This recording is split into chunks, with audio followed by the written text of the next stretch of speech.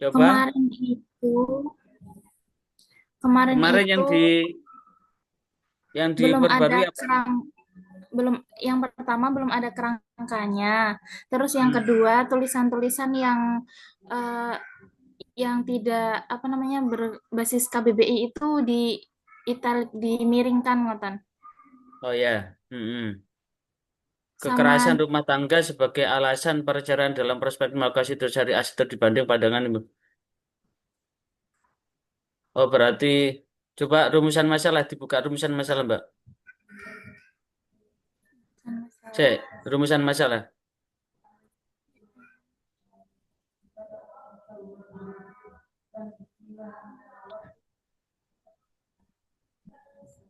Bagaimana pandangan Ibu Rusdi?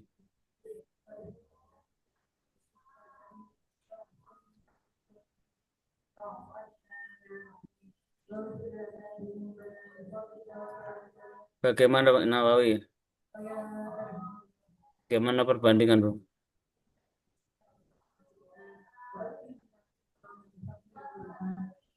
Bisa ditambahin nih Mbak, menggali permasalahan aktual terkait dengan kekerasan rumah tangga dalam perspektif ini hukum KDRT. Jadi sebelum masuk ke apa itu? bandingan. Sebelum masuk ke kajiannya Ibnu Rusdi sama Nawawi, ini perlu Mbak Ika mencari ini KDRT itu bentuk-bentuk KDRT. Ya, Pak. Coba judulnya apa? Tolong dibaca Mbak yang Mbak Ika ini kekerasan rumah tangga Nggih. ini mestinya ini bagaimana kekerasan rumah tangga dalam perspektif Maqasidus Syariah itu dulu ya. Jadi mengkaji secara umum dulu bagaimana kekerasan rumah tangga dalam perspektif Maqasidus Syariah.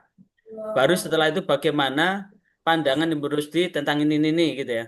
Bagaimana perbandingan. Jadi di rumusan masalah yang pertama itu kekerasan bagaimana KDRT sebagai dasar menurut dalam perspektif Maqasidus Syariah itu, Mbak. Iya. Nggih, Pak. Itu aja dulu. Jadi uraikan KDRT secara umum yang menjadi pemicu KDRT. Baru terus berarti buat empat empat rumusan masalah, Mbak ya.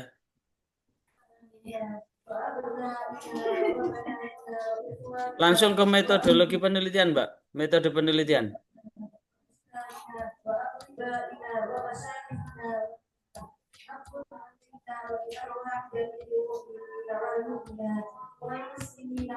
Eh, apa itu?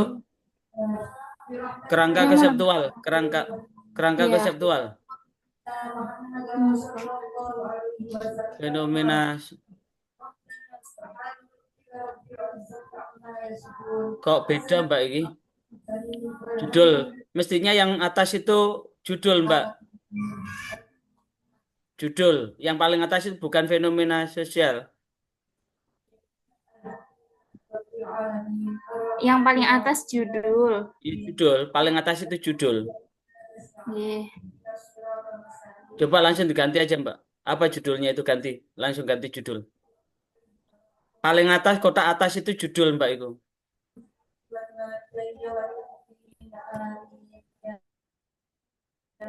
Apa judulnya? Bentar, Pak. Kekerasan dalam rumah tangga. Ya itu langsung di copy itu. Oh, judul yang paling atas itu aja. Kembali ke ini, itu langsung itu. Jadi langsung sampai perspektif itu.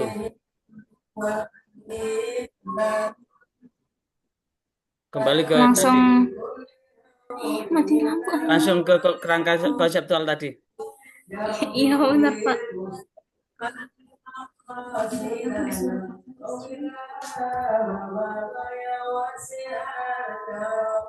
Udah. Nah, itu langsung.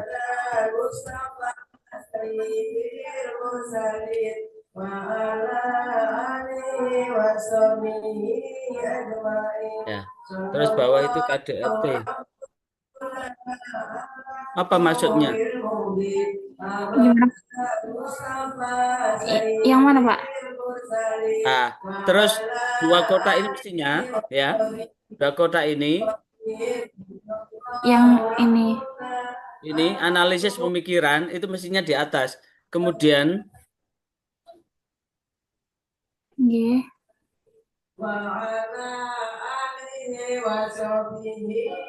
analisis perspektif. Ah, ini habis itu ke atas. Sebentar, Mbak, sebentar.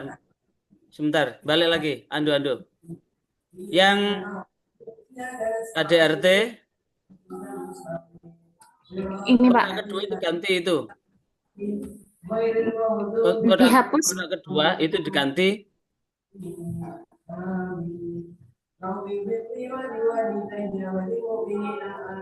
analisis perbandingan, Pak.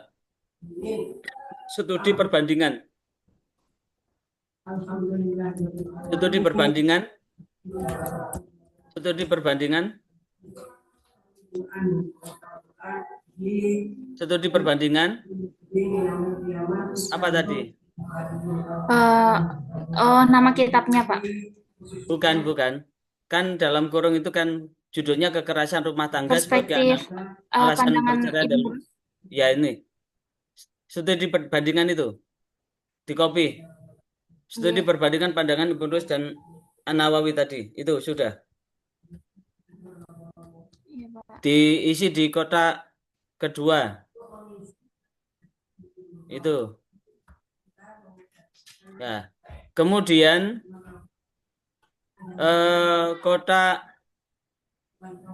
kotak ketiga itu dipindah ke bawah. Itu pindah ke bawah, langsung pindah ke bawah, enggak usah dihapus. Terus naikkan. Itu langsung naik. Analisis pemikiran naik tarik ke atas berarti langsung kan enggak usah begitu, biar enggak nulis lagi. Iya, Pak. Ya,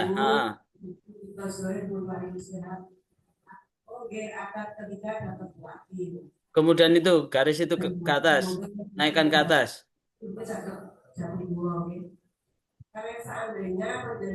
Garis itu naikkan ke atas. Iya, Pak. Kotaknya turunkan sedikit. Iya, Pak.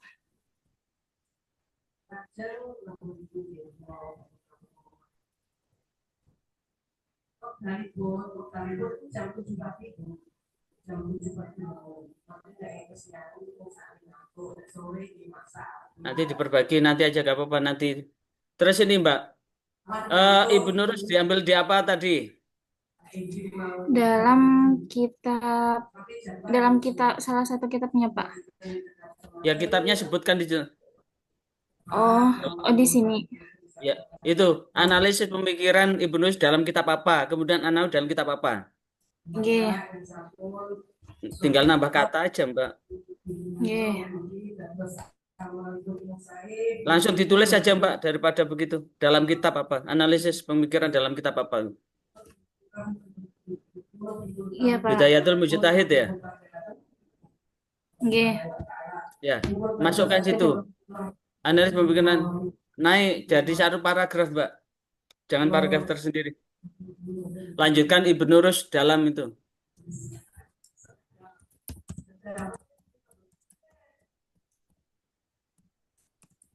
Bidayatul Mujtahid. Kecilkan aja. Iya. Bismillahirrahmanirrahim. Kemudian itu An-Nawawi dalam kitab apa itu? Dalam kitab Al-Majmu'.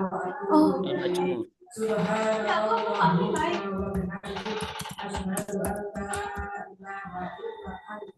Astaghfiruka wa atubu ilaik. Subhanakallahumma wa bihamdik asyhadu an la. Kemudian setelah itu astaghfiruka wa atubu ilaik. Iya, Pak. turun Kemudian dua-duanya itu dianalisis dalam perspektif makositus syariah. Nggih. Naikkan analisis, kemudian setelah dianalisis makositus syariah, cari persamaan dan perbedaannya. Nggih. Di copy saja Berarti itu, sudah copy sesuai. saja. Copy itu, di copy. Kota itu di copy. Yang ini, Pak. Ya, copy bukan. Kota analisis perbandingan copy. Copy, kemudian pas.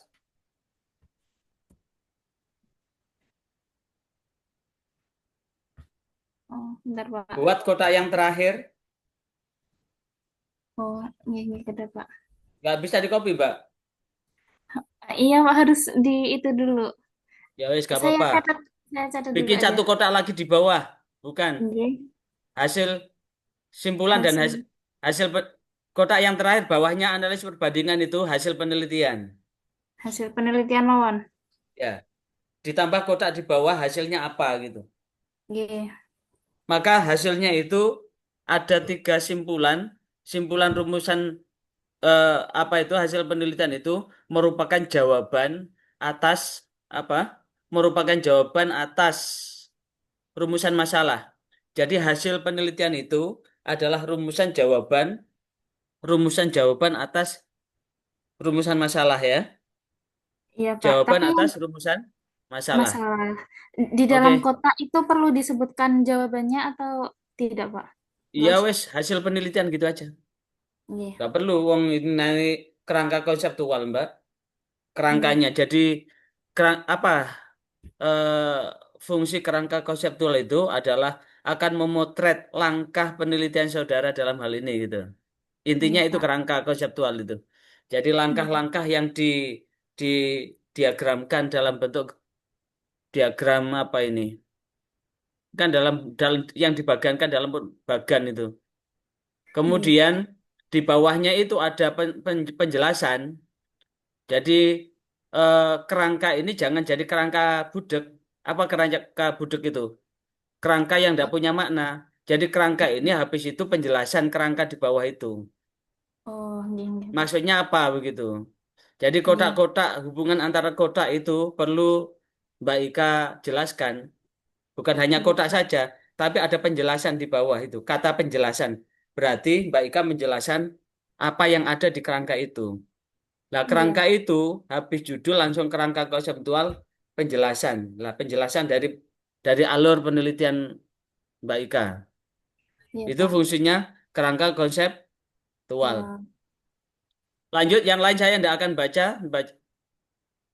Lanjut ke metode penelitian. Iya, Pak. Loh, kok habis itu? Kok terhapus? Boten, boten.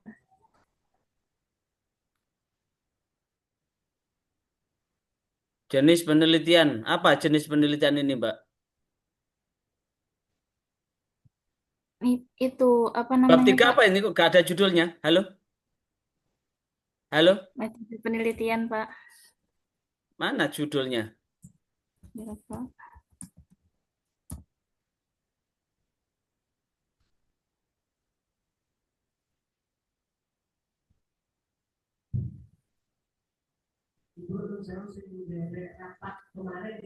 Apa jenis penelitian ini? Isinya atau Bukan. jenis penelitian yang Ya, saya gunakan? desain penelitian apa ini? Kepustakaan, Metode library itu research, ya. perpustakaan. Nggih, Penelitian nggih. kepustakaan dalam kurung library research.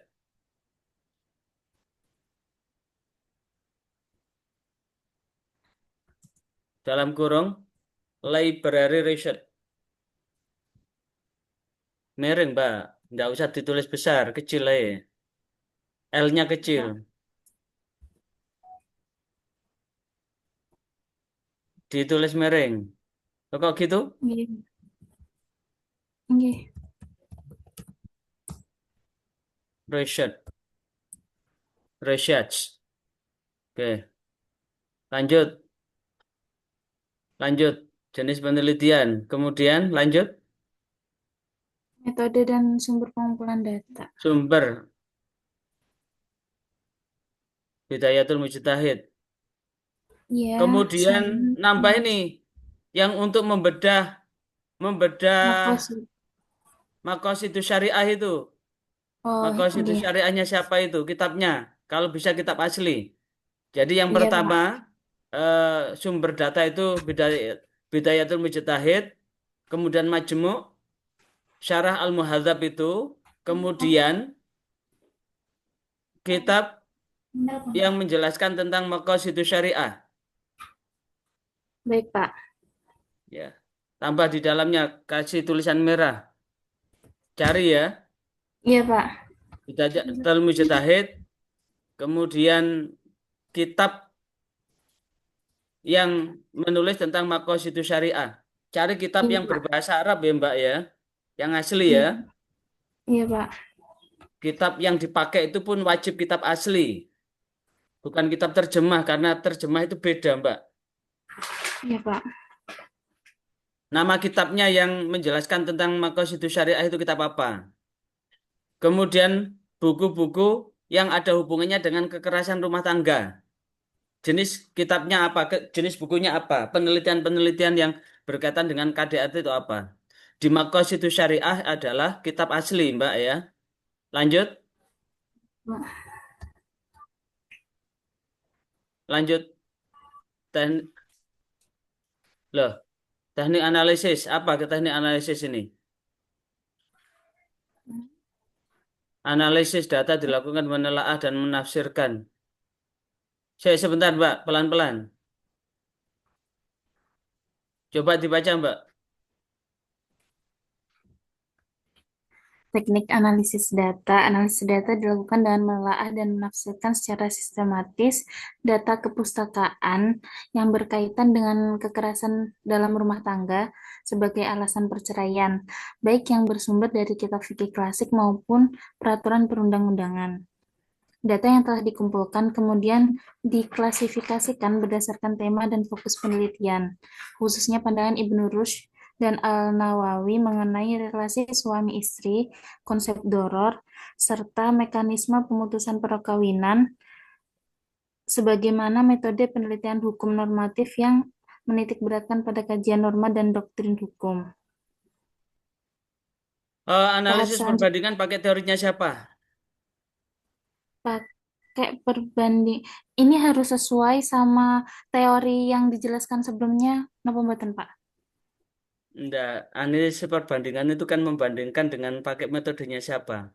Termasuk analisis, ini juga termasuk analisis konten juga, Mbak. Bukan hanya itu.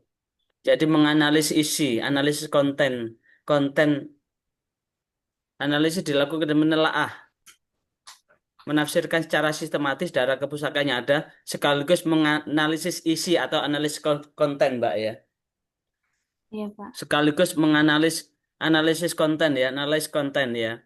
Menganalisis isi. Isi itu kalau kemudian pakai teori hermeneutika ya, Iya. pakai teori hermeneutika bisa bisa juga pakai teori hermeneutika, Mbak. Teori hermeneutika itu adalah menganalisis apa yang terjadi saat ini, apa yang terjadi kemarin, dan apa yang akan terjadi di yang akan datang. Jadi sebuah perkara kekerasan itu tidak terjadi tiba-tiba, ya. Iya, Pak. Berarti ini juga termasuk dianalisis, ini perlu dianalisis hermeneutika, hermeneutika. Tinggal Iya, Pak. hermeneutikanya siapa gitu, ya. Itu Baik, ya. Pak. Sebuah Iya. masalah itu terkait dengan tiga dimensi. Dimensi apa yang terjadi itu tidak lepas dari apa yang terjadi di masa lampau. Dan apa yang terjadi hari ini akan berpengaruh di masa yang akan datang. Misalkan seorang suami menyakiti istrinya, yang dicari adalah kenapa suami melakukan hal ini. Apakah karena karakternya suami temperamental, atau karena istrinya selingkuh, atau ada faktor yang lain hingga terjadi kekerasan itu. Maka tentu sebuah problem masalah ketika nanti Mbak Ika nanti akan jadi konsultan keluarga, maka tentu jangan mudah percaya dengan apa yang Iya, disampaikan, Pak. Karena apa yang disampaikan itu seseorang yang mencari keadilan itu ada kecenderungan untuk apa? Ngapik no Membela. awake dhewe menjelekkan pasangan. Jadi orang bercerai itu tidak pernah menyalahkan pasangannya. Tidak pernah menyalahkan dirinya sendiri karena orang emosi itu tidak akan pernah introspeksi. Yang ada adalah ingin menyalahkan orang lain gitu. Sekali lagi, Iya. yang ada adalah ingin menyalahkan pasangannya. Tidak mau introspeksi. Lah ini kalau kemudian hubungannya ini, maka perlu teori analisis itu. Dengan Oh, analisis apa? Hermeneutika atau analisis yang lain. Jadi paling tidak saya sarankan masukkan di teknik analisis ini apakah menggunakan analisis hermeneutika atau analisis konten silakan dikaji lagi ya. baik, Pak. Ya, analisis hermeneutika atau analisis konten. Itu di mencari ini substansi pemaknaan. Baik, Pak. Kemudian juga pakai teori-teori ini, teori-teori Qawaidul Fiqhiyah ya. Oh, Cari baik, salah Pak. satu dari Qawaidul Fiqhiyah yang ada yang bisa dimasukkan sehingga nanti teknik analisis ini bisa teknik analisis data ini menggunakan satu, dua, tiga dan seterusnya. Jelaskan Iya, keperluannya Pak. untuk apa ya. Jangan jadi satu begini, nanti jadinya kabur. Oh, Jadi hambar apa yang Mbak Ika tulis ya. baik. Teknik Iya. analisis menggunakan satu, dua, tiga. Termasuk ini deduktif, induktif Mbak ya. Ya, Gimana, Pak? menggunakan analisis deduktif, induktif. Deduktif itu berarti melihat fenomena umum untuk diperinci ke dalam perangkat yang khusus. Induktif dari termasuk Dari deduktif, induktif khusus. masukkan di sini ya untuk menganalisis Baik. itu ya. Deduktif itu dari umum ke khusus, induktif dari khusus ke umum. Oh, enggak nih. Ya, dicatat aja di Iya, coretan iya, ya. Pak. Kalau ini tak rekam juga biar saya punya catatan bimbingan hari ini. Lanjut, Mbak. Halo, lanjut. Halo, Pak. Sampun. Keabsahan, uji keabsahan itu terakhir, Mbak. Uji keabsahan itu Oh, termasuk triangulasi data, Mbak. oh, baik, Pak. Berarti kebalik ya, Pak. Ya, teknik keabsahan data atau uji keabsahan data. Uji keabsahan data itu terakhir, termasuk triangulasi data. Apa itu triangulasi data?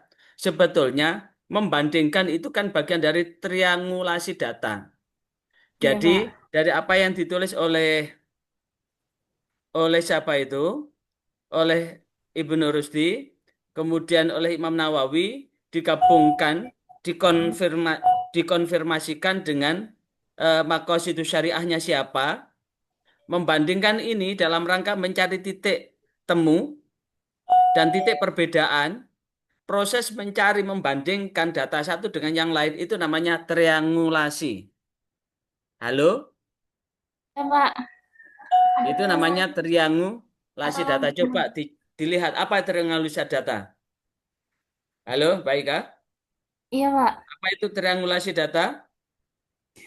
Jadi tadi apa pandangan Ibnu Rus dan Imam Nawawi itu setelah di setelah di apa namanya analisis lalu dibandingkan. Ya, bentar. Coba tanya di AI. Maksud triangulasi data.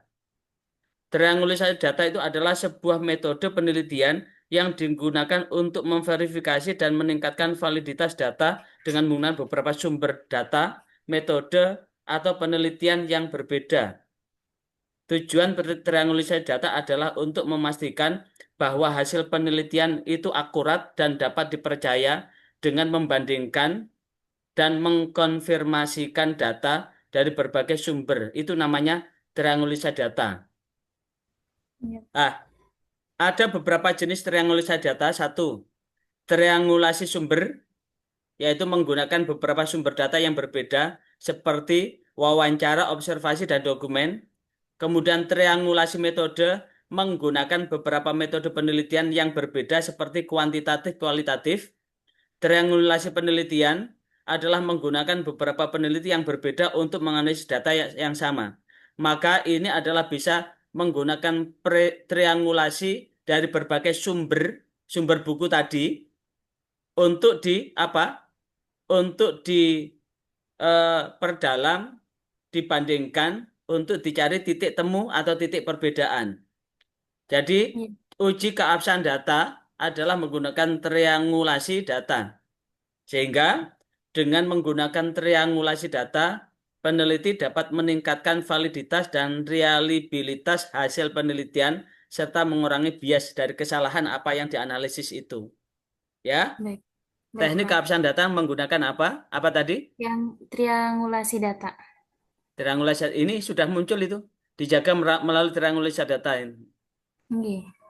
Ya, oke, itu ditaruh di bawah ya, di bawah yang terakhir ya. Iya Pak. Oke, ini kalau sudah bisa tak ACC untuk ikut Simpro ya. Iya Pak. Nanti biar diperbaiki dalam dalam seminar proposal ya. Baik Pak. Mbak Ika, Iya ikan Pak. sepat, ikan gabus, nggak pakai ikan lele ya. Makin cepat, makin Makin bagus, nggak pakai lebih. bertele-tele dengan satu catatan. Bahwa tulisan Anda ini adalah original, original ya. Iya Pak. Orisinilitas dari penelitian itu penting. Iya Pak. Plagiasi itu adalah kejahatan akademik ya. Sekali lagi, plagiasi itu adalah kejahatan akademik. Maka tentu segala sesuatu yang bukan tulisan Anda, maka Anda tidak bisa mengklaim itu sebagai tulisan Anda. Apakah Iya itu Pak. dalam bentuk mengutip secara langsung maupun tidak langsung, kalau itu bukan dari Anda, kecuali Anda membaca, sekian kemudian Anda sudah paham, setelah Anda paham, kemudian Anda tulis sesuai dengan pemahaman Anda, kemudian sebutkan ini diinspirasi dari siapa begitu. Maka menulis kutipan ada dua. Jikalau Anda telah memahami dari apa yang Anda baca, kemudian Anda menulis ulang dengan kata-kata di luar teks itu, artinya Anda sudah mengkontekstualitaskan apa yang ditulis, maka itu cukup dengan garis kurung siapa begitu. Tapi jika Baik Pak. ngeplek dengan tulisan itu, maka tentu teknik menulisnya pun akan berbeda. Tapi jikalau nulis plek dengan apa yang ditulis oleh orang lain, maka ini bisa juga tidak memenuhi syarat akademik karena ada tes plagiasi. Iya Apalagi Pak. nanti kalau sudah dalam bentuk tesis, maksimal berapa Mbak Fani? Batas toleransi plagiasi Mbak Fani. 20% ya. Tidak boleh Iya. dari 20%, lebih dari 20% tidak memenuhi persyaratan akademik itu.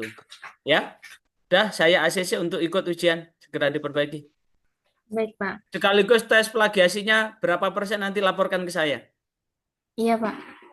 Tergabung di grup Nanti. bimbingan saya kan? Iya Pak. Oke, lanjut Pak Maskur. Ya. Terima kasih Pak. Ya, jangan keluar dulu Mbak. Ini Iya di Pak. out dulu tulisan ini. Ikuti apa yang dikonsulkan Mas Maskur. Ya Pak, Ayo Mas, ini dibuka Pak, video, kameranya. Masuk pembimbingnya tok sing buka kamera ini. iya Pak, punten ya Pak. Ya, silakan dibuka. Niki pripun Pak lan nyambung tentang laptop Pak? Belum benar paham. Mana proposalnya? Aku kirim ke grup Pak. Hah? Aku kirim ke grup. Di grup.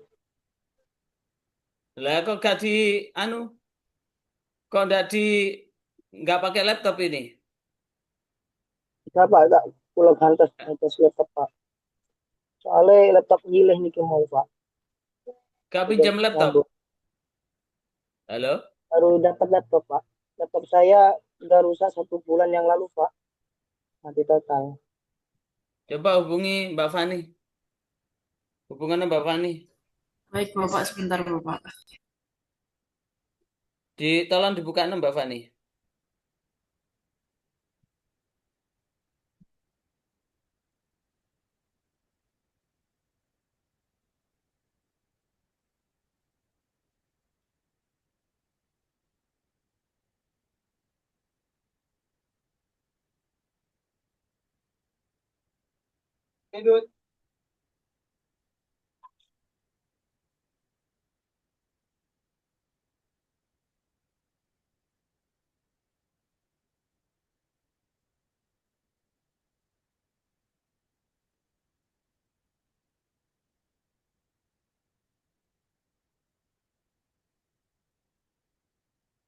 Belum.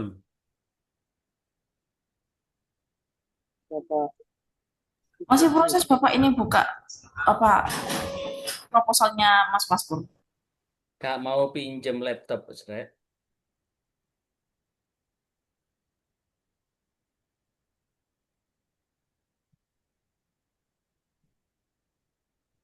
Oke, lanjut.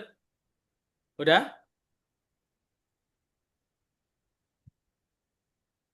Sudah Bapak, ini saya share.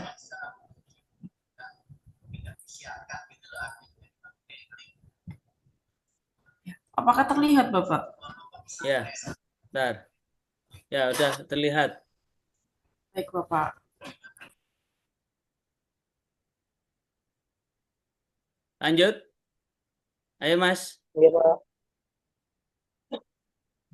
Mas Pur, saya boleh minta tolong untuk Mas juga nyatat juga, jadi belum tentu saya juga bisa memberi komen di sini, catatan di sini. Ini langsung Oke, Pak. dicatat, Mas. Itu Mas Kur. Langsung dicatat ini di ayam. penulisan judul sudah jelas salah ini. Iya, iya, Pak. Gimana, Pak? Penulisan judul tulis huruf besar semua, bukan harus kecil, ya. Tulisan Langsung kecil, dicatat, huruf wes kecil. langsung Iya, perbaikan aja, Pak. wes. Data suruh baca. Judul salah nulisnya, ditulis huruf besar. Kemudian al-ta'rif itu tidak melebur. Relevansi pemikiran Muhammad Ali Al-Sobuni dalam kitab Tafsir Al-Ayah Al-Ahkam itu ditulis miring ya, Oh, atas garis praktek miring ini, Pak. poligami.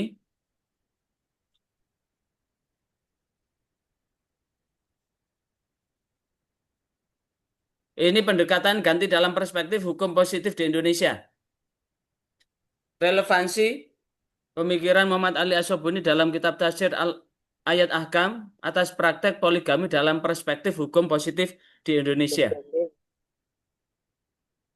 Eh, kenapa penerapan. Mas Maskur nulis ini? Tolong dijelaskan. Ya, karena Pak, saya itu mau itu, Pak, mau ingin mengetahui bahwa dalam kitab ini itu apa relevan dalam hukum positif atau tidak itu, Pak, di dalam kitab ini, Pak, di dalam tafsir al-ayat al-ahkam.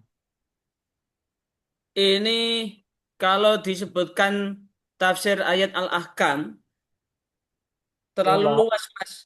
Padahal Al-Quran itu ada 114 surah, Oke. 6.000 sekian ayat, maka kurang Ya. spesifik, Mas. Karena Ini ayat ini yang kitab, Pak. berhubungan dengan poligami itu hanya satu. Fangkihu ma toba lakum minan nisa'i masna wa thulatha wa ruba'.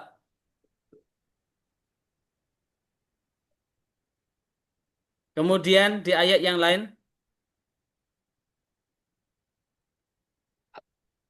walau harostum alla ta'dilu.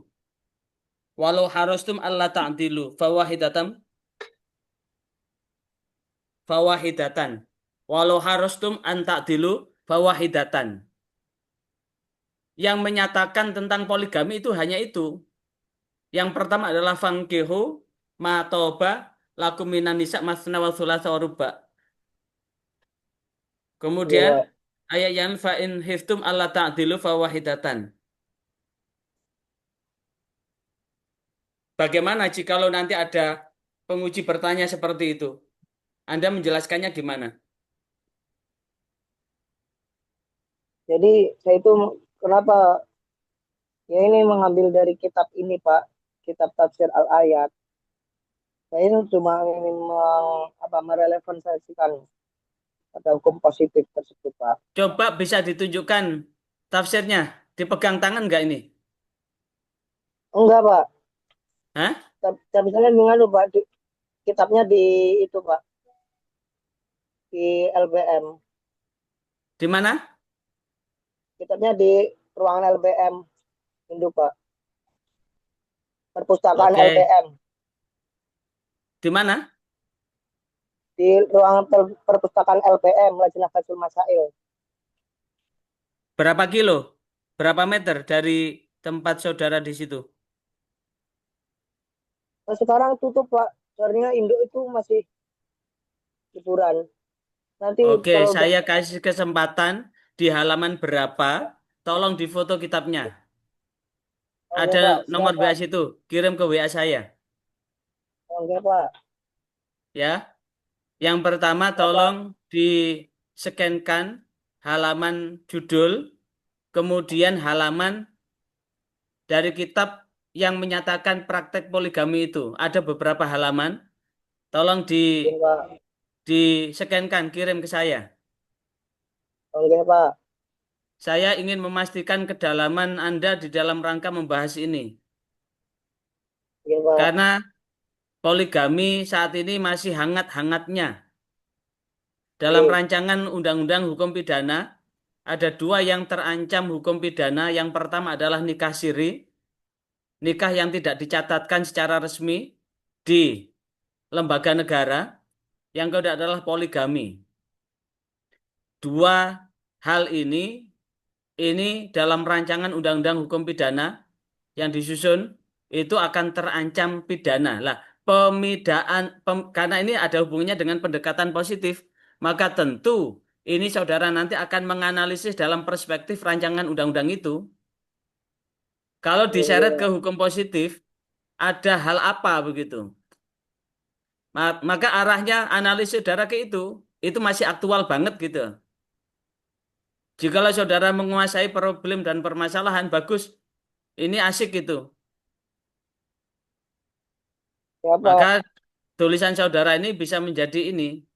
Cuma saya ingin memastikan kedalaman saudara memahami kitab ini pada halaman berapa, kasih tanda. Ya, kapan Oke Pak. siapnya ngirim ke saya? Tolong secepatnya Pak. Secepatnya itu tanggal berapa, hari apa, jam berapa gitu. Pastikan. Oke Pak, mengke kapan gitu? Soalnya kasih LBM, kantor LBM atasnya tutup Pak. Kasih berapa hari? Kalau sudah buka, Siap berapa hari? Halo? insya Allah 1 minggu Pak. Insya Allah 1 minggu saya Oh, udah kejauhan. hubungi Satu minggu kantor. kejauhan. Kalau 1 minggu kelamaan. Kejauhan Pak. Hah? 5 hari Pak. Coba saya Kelamaan hubungi nanti 5 hari. kantor. Kalau 5 hari kelamaan. Nasi tiga itu hari sudah Pak. basi itu. Berapa hari? 3 hari. Hah? 3 hari. 3 hari Pak. Ini insya Allah nyamutin apa insya Allahnya santri? Insya Halo? Allah. Kalau insya Allahnya santri, kalau kiainya kiainya tanya, mulai mulai berapa hari? Insya Allah benjing balik. Apa sih tanya sampai 1 bulan gak pulang, gak balik-balik pondok. Ya kan insya Allah. Itu namanya santri kalau Pak. kalau pamitan. Kalau insya Allah Pak Mudin diaturi kenduren Bapak, insya Allah. Saya ngundang belum datang, tapi Pak Mudin sudah ada di rumah. Iya Insya Pak. Allahnya siapa? Insya Allah. Insya Allah ya. Pak Mudin nggih. Saya minta insya Allahnya Pak Mudin. Sebelum 3 hari sudah, sebelum 3 hari sudah dikirim. Nggih Pak. Oke, lanjut. Dibuka.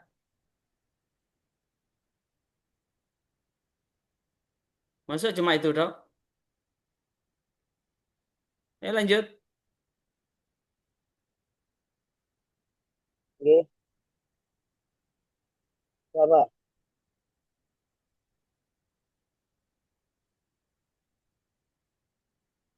Untuk di pembahasan latar belakang kurang mengerucut, Mas. Karena Kurang saudara mengerucut ini Pak. akan membahas tentang praktek poligami, sebaiknya paragraf pertama saudara awali dengan berbicara tentang praktek poligami. Ya, Oke. jadi saudara awali dengan praktek poligami. Yang kedua, hal yang aktual berkaitan dengan rancangan undang-undang hukum pidana yang memperkarakan pelaku nikah siri dan nikah poligami di rancangan itu. Kemudian setelah itu, saudara baru berbicara tentang apa yang disampaikan oleh Asyobuni dalam tafsir itu. Oh Kemudian gitu baru Pak. itu setelah itu, saudara tarik antara fenomena pernikahan-pernikahan yang diharapkan oleh Al-Quran.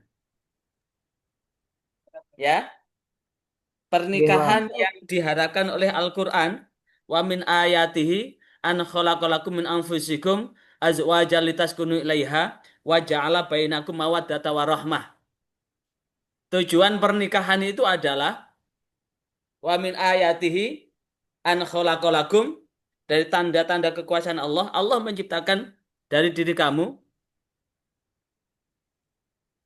pasangan.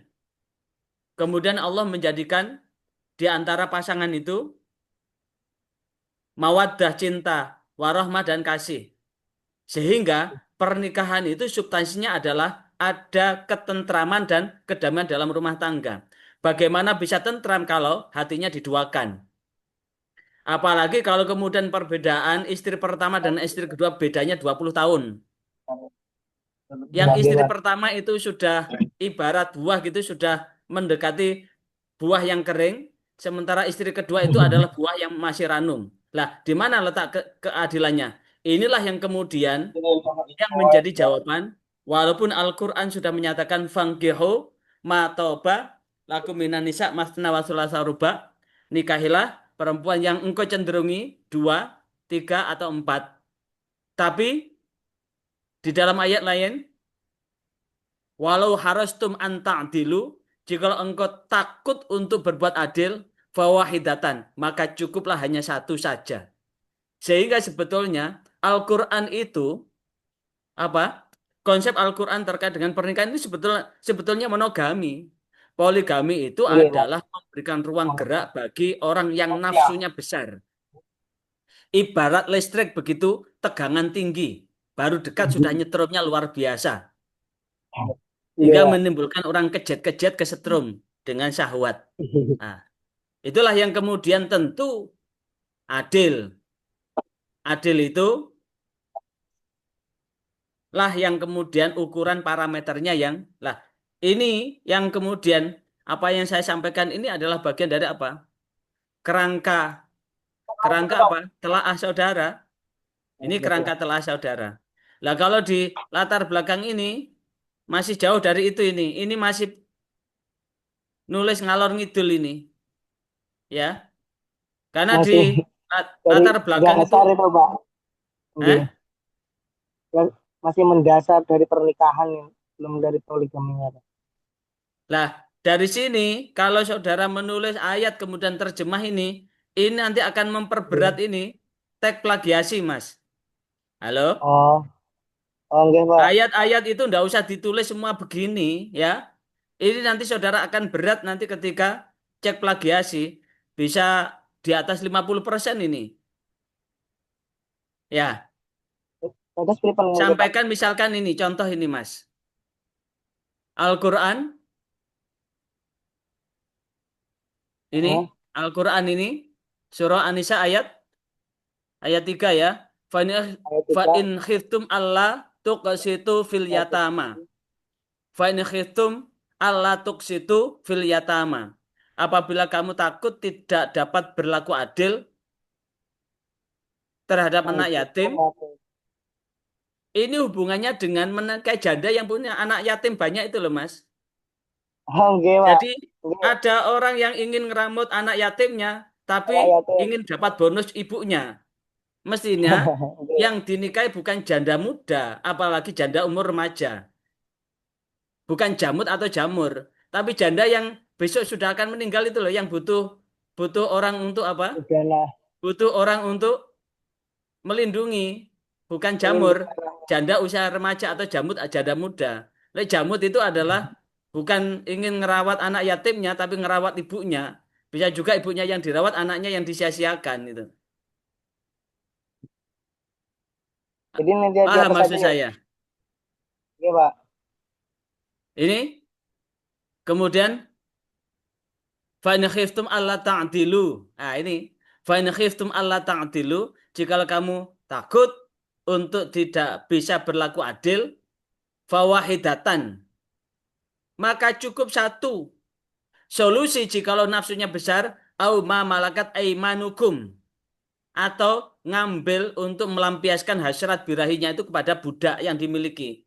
Tapi sekali lagi budak itu sekarang sudah tidak ada. Tidak Yang ada. ada hanya budak Iya. nafsu. Budak, Iya. budak nafsu. Tidak Dan langsung. di situ Allah ta'ulu, apa Allah ta'ulu? Allah ta'ulu. Perilaku itu lebih dekat pada apa? Berlaku aniaya, zalim. Ya Allah ya. ta'ulu itu Iya. tidak boleh berlaku zalim. Dan itu tidak perlu dijelaskan panjang lebar begini, ini nanti memperberat. Jadi, nah ini ayat Hmm. banyak begini. Ini bisa di atas 50% nih plagiasinya, Mas. Oke Pak. Terlalu panjang ini. Jadi, terjemahannya Potong-potong jangan aja nih Pak. diambil, tapi diambil maknanya. Makna yang tersirat dan makna yang tersirat aja, dan jangan yang tersurat. Hmm. Ya, misalkan gini. Iya, Pak. Ini gimana Pak? Misalkan di halaman berapa itu? Di halaman berapa ini? Halo? Halaman Masih bisa 4. dipantau suara saya, Mas? Iya Pak. Masih Halaman berapa ini? Saya tak 4. lihat deh. Misalkan di halaman 5 ini. Yang ketiga, Iya, Pak. bahwa Rasulullah itu halaman 3. Contoh ini saya kasih contoh. Halaman 3. Ini kan dari halaman 4 ini kan. Di halaman 4 ini Oh, iya eh, Pak. praktek poligami yang dilakukan oleh Rasulullah sangat jauh berbeda dengan poligami yang terjadi sekarang. Oleh karena itu, untuk dapat memahami dengan jelas maksud dan tujuan dari praktek poligami yang dilakukan oleh Rasulullah dapat dilihat dalam berapa persoalan. Pertama, Rasulullah itu diutus dalam rangka apa? Menyebarkan kasih sayang kepada seluruh alam semesta. Sebagaimana pesan itu ada di Al-Quran surah Al-Anbiya, surah nomor 21 ayat 107, bahwa dalam ayat itu Allah menegaskan bahwa apa itu? Bahwa Rasulullah diutus hanya untuk menjadi rahmat bagi alam semesta. Kan beda kan? Oh, iya. Kalimat aslinya adalah wa ma arsalnaka illa rahmatan lil alamin, dan aku tidak akan mengutusmu kecuali engkau akan menjadi rahmat bagi alam semesta. Diambil maknanya saja, Oh, maknanya saja. Di oh ayat berarti di itu, manai dewe mau nih enggak? Hah? Di manai Di ayat manai itu kata Allah mau nih. menegaskan bahwa Allah tidak mengutus, bahwa Allah Aku mengutus tidak mengutus kamu Nabi melainkan untuk Nabi Muhammad itu sebagai rahmat bagi alam semesta. Maka sebagai rahmat alam semesta, apapun yang dilakukan oleh Rasulullah berisi kedamaian, bukan berisi kesengsaraan. Itu yang pertama. ya Pak. Yang kedua, bahwa Allah mengutus Rasulullah itu sebagai suri tauladan. Sebagaimana Allah tegaskan di dalam Al-Quran surah Al-Ahzab, surah nomor 33 ayat 21. Inti dalam ayat itu bahwa di dalam diri Rasulullah itu ada suri tauladan bagi orang yang beriman, bagi orang yang mengharap ridha Allah, percaya hari akhir, dan mengingat Allah. Dan banyak mengingat Allah. Di ayat ini, bahwa di dalam diri Rasulullah dengan kekuatan iman, kekuatan Islam, kekuatan ihsan, akan mampu melihat bahwa di dalam diri Rasulullah itu ada suri tauladan. Nah, itu. Yang ketiga, Rasulullah diutus dalam rangka mengangkat dan melindungi martabat kaum wanita, anak yatim, dan para budak serta orang-orang yang tertindas. Pesan itu ada di dalam Al-Quran surah An-Nisa, surah nomor 4 ayat 127. Maka tentu tidak perlu Ya. ditulis ayat. inti dari ayat itu adalah bahwa Oh, bagaimana menceritakan bagaimana? menceritakan satu percakapan bahwa mereka itu meminta apa? Meminta fatwa, meminta nasihat atau bertanya kepada Rasulullah dan Allah memberikan apa? Memberikan jawaban bahwa Yang di dalam Al-Quran. Ya apa ini? wanita Ah, diambil yatim. intinya, diambil intinya Oh, ini dari yang kamu tidak berikan kepada mereka dan seterusnya itu bahwa Mas kitab namanya mereka. itu Mana tersirat. ya. Ini diperbaiki Mas ya. Oh, ya Perbaiki Pak. Ya Pak. rumusan masalah sekarang. Apa judulnya tadi?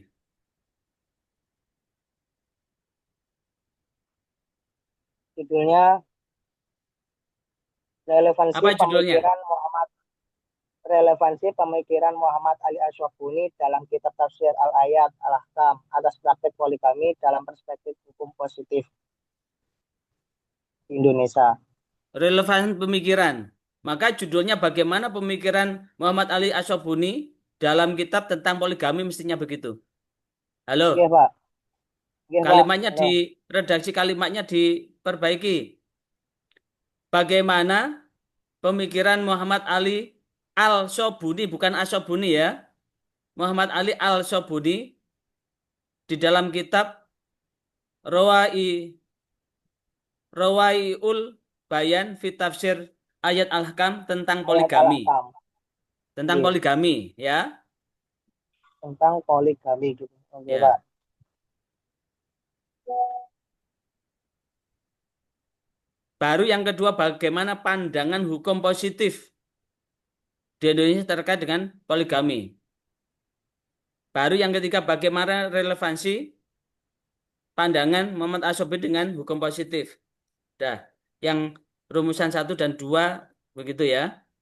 Tujuannya mengikuti Nomor rumusan dua gimana, masalah, Pak? Mas. Bagaimana, Pak? Hah? Rumusan nomor dua gimana, Pak? Rumusan nomor dua, bagaimana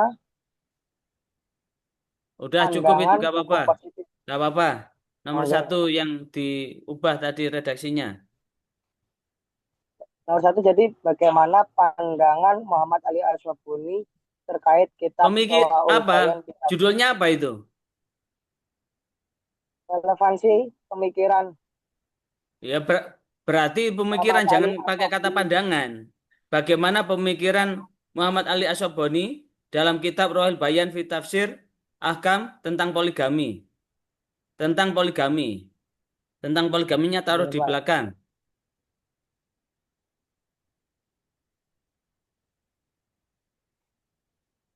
Udah?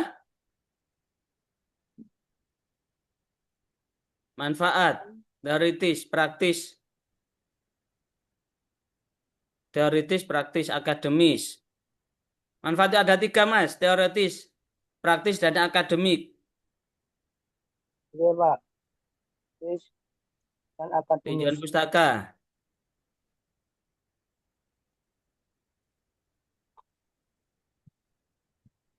Maka situs syariah kok. Maka situs syariah. Perbandingan. Relevansi. Landasan.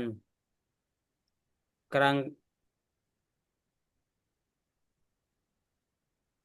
Kerangka konseptual masih belum paham, Pak.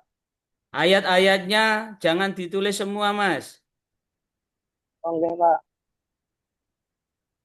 Itu nanti berat di cek plagiasi.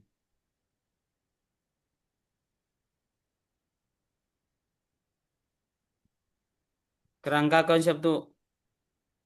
Apa di hitam-hitam gini, Mas? Gimana, Pak? Kerangka konseptual itu, Mas, diawali dengan judul. Halo, halaman 28. Oke, Pak.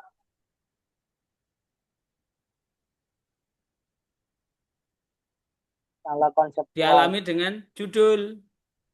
Habis judul itu Oh, kemudian gitu. maksud penelitian saudara. Habis maksud penelitian saudara, Oh, maka dipecah menjadi 2. pemikiran Asyobuni, dan hukum positif. Baru yang belakang dilihat Oke. relevansinya antara prinsip keadilan dan kemaslahatan menurut Asyobuni itu dengan hukum positif. Kemudian analisis permasalahan, terakhir hasil Oh, penelitian. Hasil penelitian oke. ya. Lanjut ya. Oke, Diperbaiki Pak. halaman 28 itu. Sekarang Oke, jenis Pak. penelitian apa? Penelitian apa ini? Saya masih belum paham kemarin tuh, Pak. Bingung cara buatnya tuh, Pak. Oh, jadi gitu tuh, Pak. Oke, Pak. Nanti Salah saya ini. perhatikan. Ini namanya penelitian kepustakaan ini. Gak ada penelitian hukum. Penelitian ini termasuk jenis penelitian kualitatif. Ah, jenis penelitian ini adalah termasuk penelitian Kualitatif. kualitatif yang bersifat kepustakaan ya. Oke, Pak. Library research ini namanya library research. Oke, Pak. Apa? Saudara ngambil dari siapa itu? Kalau ini namanya penelitian hukum. Kemarin Halo? aku nyari di itu loh, Pak. Eh, punya teman saya nyari di Google Scholar. Jadi jenis penelitian Library kayak gitu. research itu Ini penelitian yang pakai kepustakaan itu. Ah, ya dikuatkan. Nanti apapun yang di ini, saudara harus bisa mempertahankan ya. Ya, Pak. Metode,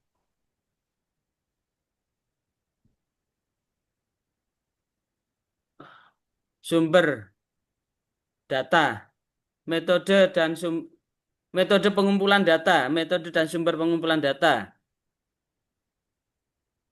Oke. Mendapat data, kemudian sumbernya dari mana ini? Halo, data Dari primer. dari Al-Quran dan kitab ini, Pak. Kitab ini harus asli ya. Enggak, Pak. Asli, Pak. Dong ini hukum positif kok kok kompilasi. Bila perlu itu Informasi. eh ini rumusan rancangan hukum pidana yang terbaru itu, Mas. Cari rancangan hukum pidana yang mempidanakan pelaku poligami dan nikah siri, dicari. Rancangan hukum poligami, Pak. Ya, kan di rancangan hukum KUHP pelaku nikah siri dan nikah poligami itu kan diancam hukum pidana itu. Halo, Iya, bisa Pak. didengar suara saya? Ya. Itu Iya, cari Pak. itu Iya. rancangan hukum pidana yang akan Iya. mempidanakan pelaku nikah siri dan nikah poligami. Jadi pelaku nikah siri dan poligami itu terancam pidana. Nikah siri yang bagaimana, poligami yang bagaimana. Karena dalam satu sisi ada benang merah itu dengan pelaku kejahatan seksual. Jadi nikah siri yang hanya sebagai kedok, poligami yang hanya sebagai kedok itu bagian dari kejahatan seksual juga. Iya, Pak. Halo? Kemarin aku pernah. Halo, Pak. Saya udah Itu dengar sebagai pelaku tentang hukum kejahatan positif seksual itu, Pak. juga. Tapi kenapa itu Hmm. terancam dengan pelaku kejahatan seksual di mana letak substansinya, ya? Maka situ syariahnya bagaimana? Ya, Oke, Pak. ini juga kaji dengan sisi makosidu syariahnya ya, makosidu syariah. Hifdun nasl sama hifdul hifduddin. Paling tidak makosidu syariah adalah hifdun nasl, hifduddin dan hifdul hifdun nasf, Oke. hifdun nafas ada tiga. Hifdun nafas, hifduddin dan hifdun nasl. Ya, Iya, Pak. data sekunder. Kemudian teknik apa? Pakai teknik apa ini?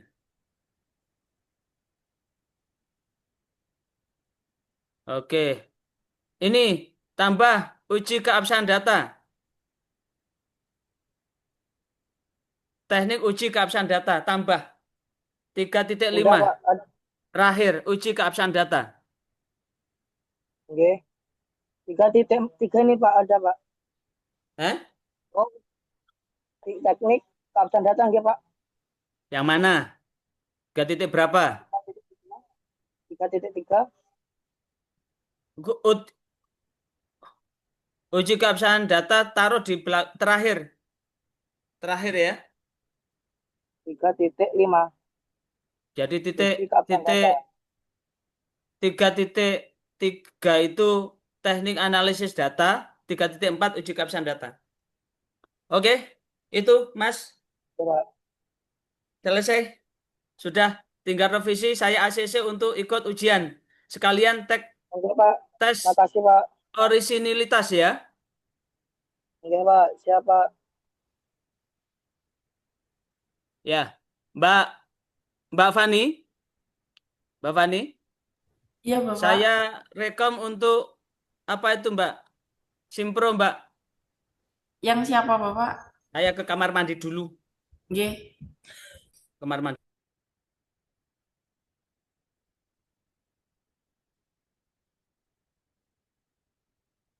Mas belum mohon diinfokan ke temannya segera bimbingan. Ya, Maaf segera ya, infokan ke Pak. temannya segera bimbingan. Fleksibel, bisa Senin, Selasa, Rabu. Nanti kalau satu Oh, dua bisa lewat WA Mbak Fani. Baik, Langsung Bapak. video call aja. Baik, Bapak, siap.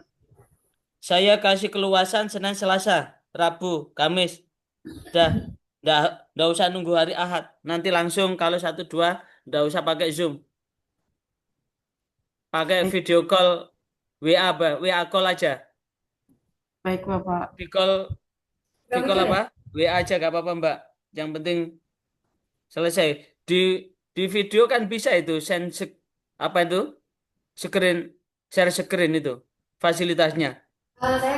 Itu saya kurang paham, Bapak. Sepertinya Ada, sudah ada di fasilitas screenshotnya, share screennya. Saya ulang lagi kepada semuanya ya. Penelitian yang bagus itu adalah asli, bukan plagiasi. Berarti ada pertanggungjawaban keilmuan ya. Sekali lagi penelitian yang bagus itu adalah asli, bukan plagiasi. Berarti ada tanggung jawab akademik terhadap apa yang ditulis. Yang kedua, kalau ingin selesai jangan takut salah. Tetap melangkah walaupun salah. Karena dari kesalahan akademik itu ada keinginan untuk memperbaiki kesalahan. Yang ketiga, jangan cari sempurna. Karena yang sempurna itu adalah tetap milik Allah. Sesempurna apapun penelitian tetap tidak sempurna. Enggak lagi, sesempurna apapun tetap tidak sempurna. Karena yang sempurna hanyalah Allah Subhanahu wa taala. Yang ketiga, ikan sepat, ikan gabus, tidak pakai ikan lele. Makin cepat, makin bagus, tidak pakai bertele-tele. Berarti tetap semangat dan yang terakhir, tetap keseluruhan ini adalah dalam rangka tolabul ilmi minal mahdi ilal lahdi. Bahwa menuntut ilmu itu selama nafas masih di kandung badan, selama itu pula masih ada kewajiban untuk selalu menuntut ilmu. Baru selesai menuntut ilmu setelah kita ada di dalam liang lahat, berarti sudah akhir daripada hidup. Hidup ini sudah tidak perlu apa-apa. Hanya perlu amal solih untuk dalam rangka apa? Dalam rangka menghadapkan diri kepada Allah Subhanahu wa taala dalam mempertanggungjawabkan setiap apa yang dilakukan dalam kehidupan ini. Selama kita masih berbuat benar, jangan takut salah. Jangan takut dicaci. Jangan takut dimaki. Jangan sampai terbang karena dipuji, tumbang karena dicaci.